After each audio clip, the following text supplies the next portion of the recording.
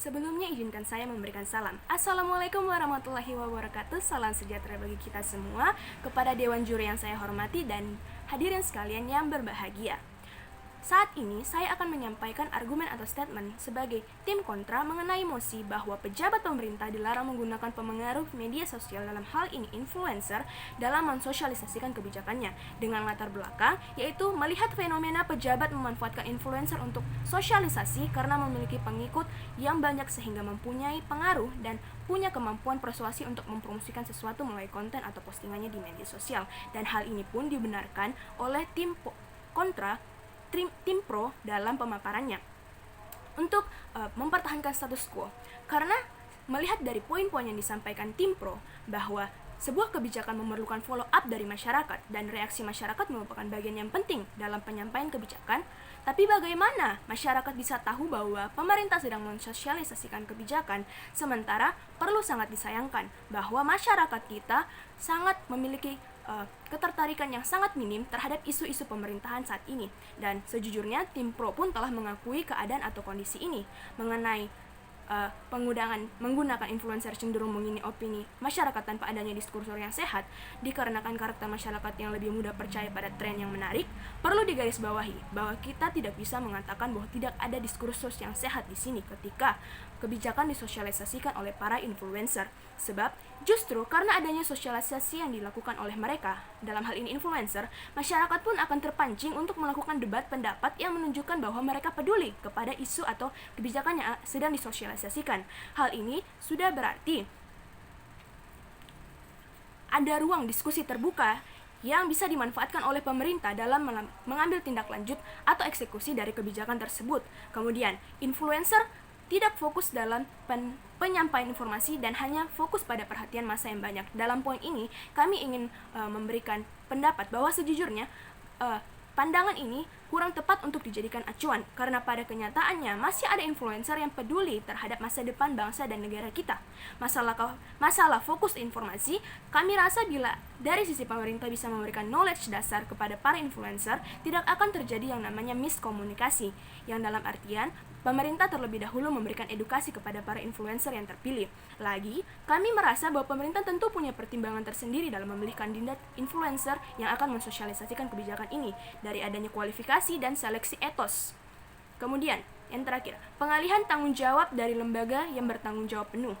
Hal ini tentu tidak akan terjadi bila dalam melakukan kerjasama ada kontrak yang dilakukan, dan tentu dalam kontrak yang disusun dengan influencer tersebut akan mempertimbangkan yang namanya peraturan dan regulasi yang ada. Bila yang dimaksudkan pengalihan di sini ialah influencer yang dijadikan penyambung informasi, sekali lagi kembali ke poin awal bahwa masyarakat kita terkadang membutuhkan pemantik untuk memperhatikan isu-isu atau sosialisasi mengenai kebijakan seperti ini. Bila pemerintah tidak mampu mengumpulkan perhatian masyarakat, bagaimana kebijakan itu bisa dikaji dan bagaimana bisa melihat apakah kebijakan ini bisa diterapkan bila kita tidak tahu apa respon atau pandangan masyarakat mengenai kebijakan tersebut. Selaku masyarakat itu ialah objek dari kebijakannya. Kemudian, oleh karena itu, kami dari tim kontra menyatakan melihat pertimbangan-pertimbangan tersebut, kami tidak setuju dengan penerapan program ini. Alasannya ialah pada kenyataannya dengan adanya program sosialisasi ini bersama dengan para influencer, tentu masyarakat akan lebih paham dan tertarik untuk memperhatikan isu-isu negara, permasalahan negara, dan sosialisasi semacam ini. Dan fakta bahwa influencer bisa menjangkau elemen masyarakat yang tidak dapat dijangkau pemerintah, saya rasa menjadi poin penguat di sini. Selanjutnya, tujuan agar kami menolak dari program ini ialah agar pemerintah bisa mendapat input, saran, dan kritik yang mumpuni dalam membuat regulasi yang lebih baik, agar masyarakat bisa merasa punya andil dan kemudian sama-sama merasa bertanggung jawab atas masa depan daerah, khususnya negara mereka sendiri. Kemudian, mengapa mosi ini kami anggap tidak dapat menyelesaikan masalah? Karena kita melihat bahwa influencer memiliki pengikut yang banyak. Dengan jumlah yang banyak ini tentu akan mempercepat alur persebaran informasi, sehingga pemerintah bisa cepat tanggap dalam mengambil tindakan kalau dibutuhkan revisi atau kajian ulang mengenai kebijakan yang dimaksud, sehingga bersama pemerintah dan masyarakat akan sama-sama berkoalisi membentuk iklim negara yang jauh lebih baik ke depannya oleh karena pengkajian regulasi yang mendalam. Tapi sekali lagi, bagaimana kalau seandainya mosi ini diberlakukan? Sementara kita tahu bahwa perhatian masyarakat kita terhadap pembahasan kebijakan atau sosialisasi itu sangat minim. Contoh kasus konkret yang bisa kita lihat bahwa beberapa waktu yang lalu saya melihat mengenai acara PON. Apakah sedari 2016 masyarakat tahu mengenai penyelenggaraan PON di Papua? Apakah masyarakat cukup peduli untuk terlibat di dalamnya? Disinilah peran dari influencer diperlihatkan. Kemudian, untuk simpulannya, kami menyatakan bahwa kami tidak setuju dengan mosi bahwa pejabat pemerintah dilarang menggunakan pengaruh media sosial atau dalam hal ini para influencer dalam mensosialisasikan kebijakannya. Karena kajian regulasi akan sulit dilakukan bila masyarakat bahkan tidak tahu apa yang sedang dilakukan oleh pemerintahnya.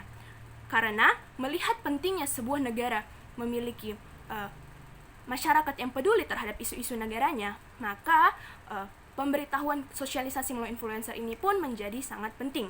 Sebagai penutup, saya ingin mengutip sebuah kata-kata dari Presiden Amerika Serikat, itu John F. Kennedy. Beliau mengatakan bahwa jangan tanyakan apa yang negara bisa berikan kepadamu, sesekali cobalah berpikir apa yang kamu bisa berikan kepada negara. Saya rasa quotes ini cukup bisa menyampaikan apa yang hendak saya tekankan pada argumen saya kali ini. Terima kasih dan wassalamualaikum warahmatullahi wabarakatuh.